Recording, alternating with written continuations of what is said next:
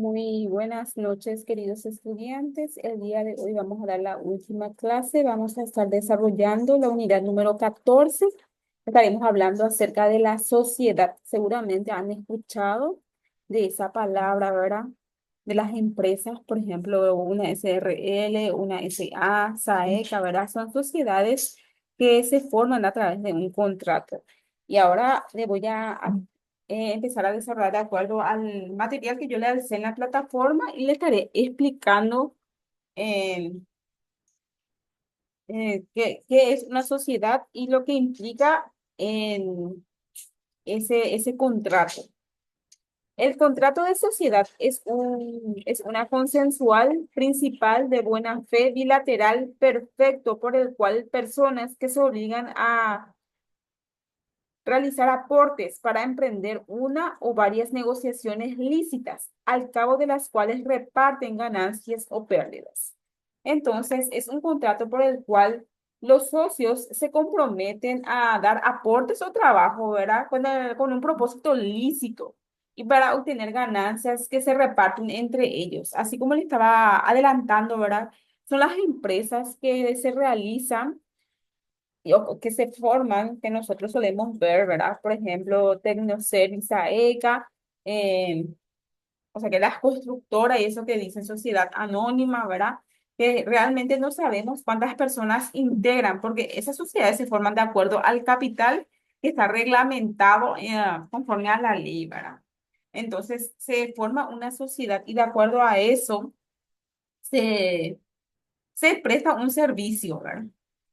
Elementos y características. Debe existir ánimo contrandeae societatis o affectio societatis, o sea,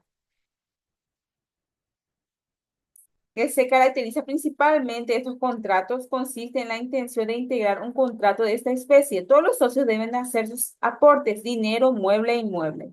Las aportaciones recíprocas de los socios no deben ser idénticas en cantidad y calidad, pues uno puede comprometerse a entregar dinero, otros bienes, muebles o trabajo. Lo que se exige es la aportación de algo susceptible de estimación, pues si un socio estuviera liberado de esta obligación primordial de la sociedad, se convertiría en donación respecto de él. Para que la sociedad no sea nula, todos sus miembros deben recibir una parte de las utilidades. Las ventajas que derivan del contrato de sociedad deben aprovechar a todos los socios. El propósito perseguido por los socios deben ser lícito, es decir, que no sea contrario a la ley ni a las buenas costumbres. Y estos son recibir cada socio una parte de los utilizados, de las utilidades, perdón, perfecto, consentimiento, fines comunes, bienes comunes, resultado lícito. Muy bien, esta es la sociedad, las características principales de una sociedad, ¿verdad? Que cada socio debe dar aporte, puede ser dinero, mueble e inmueble, ¿verdad? Generalmente esta sociedad se crea cuando uno crea una SRL, ¿verdad? Cinco socios se suele hacer por escritura pública lo que van a ser los dueños de esa empresa, ¿verdad? Y cada uno da su aporte, por ejemplo, dinero, otros muebles, otro local, ¿verdad? Para poder iniciar la empresa. Las clases, según sus fines, pueden ser quaestudie, que es lo que tiene fines de lucro, y non quaestudie, lo que no tiene, ¿verdad? Según el aporte, pueden ser rerum, cosas, operarum, trabajo y dinero. Según el objeto de la Constitución, Societas Institutio Personae, se tiene en cuenta fundamentalmente la calidad de las personas, habilidad, capacidad, etcétera. Societas Instituitu Rei se atiende al simple aporte del capital. Los Societas Omnibus Borarum es una sección en cuanto a la forma de transmitir los bienes, puesto estos en esta clase de sociedad se hacen apenas aportaciones comunes para todos los contratos, es decir, no se exige la tradición de las cosas para pasar automáticamente estas a la sociedad desde el instante de su constitución. Una vez que el socio entrega la cosa y existe una pérdida por caso fortuito, ese se exime de responsabilidad sobre ella y se encarga a la sociedad manteniéndose su derecho como tal a los beneficios sociales. Si lo prometido es una cosa genérica, responde del caso fortuito y se pierde antes de entregarla, debiendo sustituirla por otra. Las aportaciones comprende todos los bienes o una parte de ellos. Comprende las adquisiciones o títulos gratuitos por herencia, legados, donaciones entre intervivos, etc. Así como se grava las sociedades con las deudas de los socios y sus gastos personales, excepto aquellos que tienen su origen en el delito. Es el tipo más antiguo de contrato de sociedad, según el elemento prevaleciente, Societas Unius Rei, cuando tenía por objeto la realización de operación limitada, es decir, que hacían socios para un fin específico y después de repartirse las utilidades se disolvía la sociedad. Societas Alixius Negociaciones se daba cuando diversos tipos de personas se reunían para realizar distintos tipos de negocios. Cuando era una sociedad de capitales, la muerte de uno de los componentes no extinguía la sociedad. Se mencionan especialmente las que se constituyen para transporte, trabajo público, negocios de banca y para la percepción de impuestos. Predominaba el elemento real sobre el personal. Eran personas jurídicas. El patrimonio pertenece a la entidad, así como los créditos y las deudas. Obligaciones de los socios entre sí. Como la sociedad es un contrato oneroso, los socios quedan naturalmente obligados a la garantía por evicción y por los vicios ocultos de la cosa. Realizar el aporte prometido por medios legales según su naturaleza. El administrador debe rendir cuenta. Cualquier socio tiene el derecho de administrar el patrimonio común, salvo que los demás se opongan. Participar en las pérdidas, así como las ganancias obtenidas de acuerdo a lo convenido. Si no hay pacto, si no se pacta nada, las ganancias y pérdidas se reparten por partes iguales. Además, el socio tiene derecho a que se le reembolsen con intereses los gastos hechos por gestiones de la sociedad, así como los daños ocasionados por la gestión del administrador, a participar de las ganancias de la empresa. El cumplimiento de los derechos puede demandarse por acción pro socio, pero si se prueba mala fe por parte del demandado, de buena fe se tacha con nota de infamia. En relaciones a terceros, los socios actúan a nombre propio, pudiendo demandar a terceros a ser demandados individualmente, pues la sociedad carece de la personería jurídica. Si un socio realiza actos como mandatario o facultado por los otros socios, las ganancias o pérdidas se distribuyen por los socios. Causas de extinción. Haberse realizado el fin que perseguía al asociarse. Cuando todos los socios acuerdan disolver la sociedad, vencimiento del término señalado o realización de la condición, pues era nula la sociedad para siempre. La pérdida o destrucción del capital por muerte de uno de los socios, tratándose de sociedades, instituitu personae o mediante capitis diminutis, entre dos personas.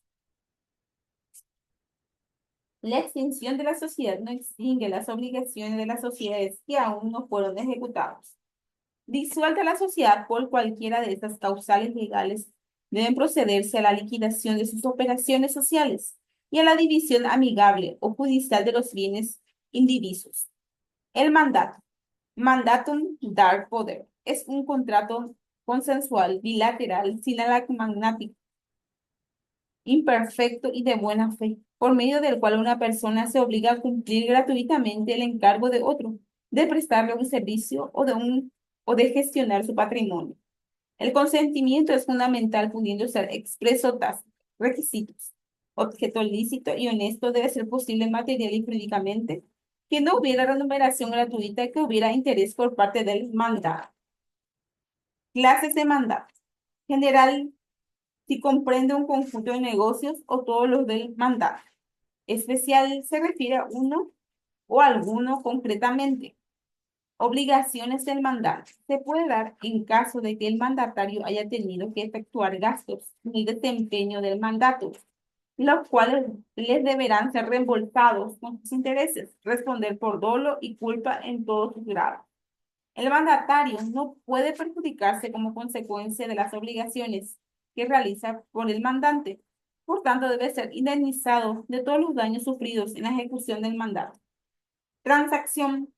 Prestaciones que se hacen las partes recíprocamente. Juego. Los romanos distinguieron los juegos físicos lícitos de aquellos que se consideraban contratos a la moral y estaban prohibidos.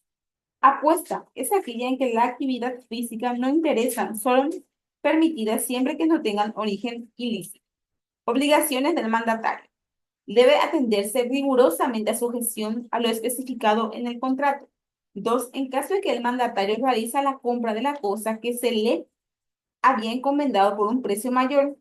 Tres, ejecutar puntual y exactamente la encomienda que se le hace, transmitiendo luego por los medios legales adecuados al mandante los derechos y acciones que emergen del mandato. Reconocer la validez del mandato hasta el límite fijado por el mandante. Proculeyanos. Sabianos. Criterio.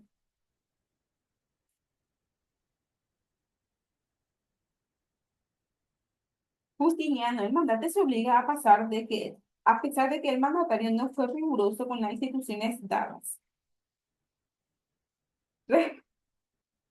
Causa de la extinción del mandatario. La realización de la acción por cumplimiento de lo encomendado al mandatario. La voluntad del mandante que podía revocar el mandato cuando deseaba, pero debiendo indemnizar al mandatario mientras el mandatario ignore la revocación, serán válidos los actos que realice. Por acuerdo de las partes, el mutuo disenso, como en los contratos consensuales, la voluntad del mandatario renuncia si no perjudica los intereses del mandante en ese momento, pues de lo contrario debe indemnizar salvo que alegue causa legítima. La muerte de una de las partes serán válidas los actos que realice el mandatario. Mientras ignore la muerte del mandante, los herederos están obligados a notificar oportunamente. Acciones. Actio mandati directa a favor del mandante, actio contrario a favor del mandatario. Los pactos. Son simples acuerdos de voluntad realizados por las partes que carecen de acción, de suerte que generan simples obligaciones naturales, más primero una acción en el derecho pretoriano y finalmente dando validez legal a fines del imperio.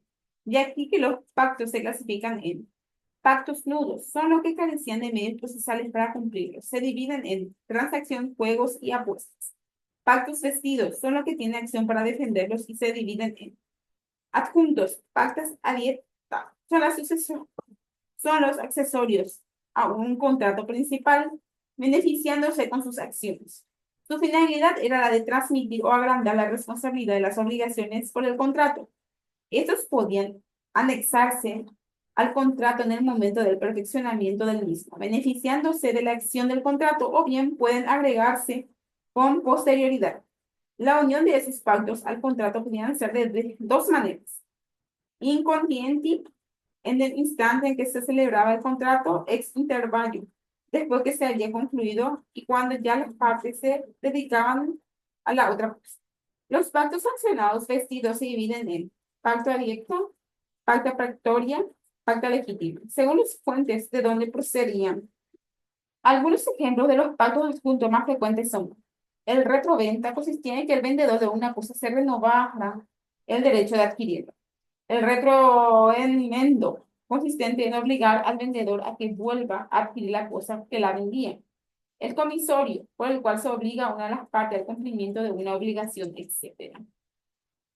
Pretorios. Son los reconocidos y sancionados por el pretor a lo que éste concede una acción para hacerlo eficaz. Algunos fueron: el pactum hipotecal se daba cuando el deudor garantizaba con algo que seguía en su poder, sin necesidad de entregar la cosa que se daba en garantía. Se constituía un derecho real en favor de un acreedor, pactum de constitutum. Por medio de esta, el deudor asumía la obligación de pagar un día determinado la deuda propia o ajena. Receptum arbitril. Por medio de este, una persona se obligaba a actuar como árbitro en una controversia suscitada entre otros. El árbitro debe dictar la sentencia, salvo que se entregue alguna causa justificada. Legítimos. son aquellos que fueron previstos en la acción por las constituciones de los emperadores. Era pacto de compromiso, era aquel por medio del cual dos personas se obligaban a confiar en la decisión de una persona elegida de común acuerdo llamado árbitro. A esto se solía añadir una cláusula de pena pecuniaria en caso de inobservancia. Los que se someten a ello se obligaban a aceptar el fallo arbitral. Pacto de donación. Estos podían ser intervivos o mortis causa. Intervivos que consisten fundamentalmente en que una persona llamada donante merme su patrimonio, concediendo a la otra donatario un beneficio económico que viene a aumentar sus bienes.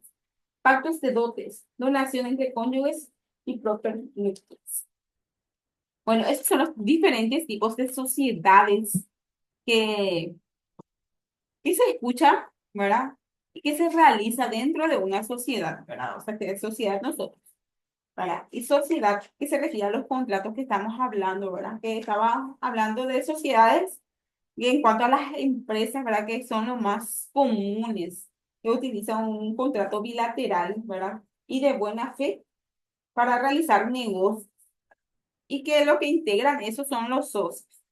Y el mandato, ¿verdad? Que también es un tipo de sociedad, ¿verdad? Donde una persona confía para, para poder realizar lo que dice el mandatario. Y después vienen los pactos, ¿verdad? Que también son acuerdos de voluntad realizados por las partes, ¿verdad? Pero que se realizan de manera más natural, ¿verdad? Que no son muy obligatorios, ¿verdad? Y que son muy difíciles son muy difíciles de comprobar o de hacerle cumplir, ¿verdad? Que son las transacciones, juegos y las apuestas, ¿verdad? Que si son lícitos, no hay forma de poder obligar a las personas a que realicen o que cumplan un contrato, ¿verdad? Porque generalmente son libres ese tipo de contratos, ¿verdad? Y después habló de los pactos realizados por las constituciones de los emperadores, ¿verdad? El último punto, ¿verdad?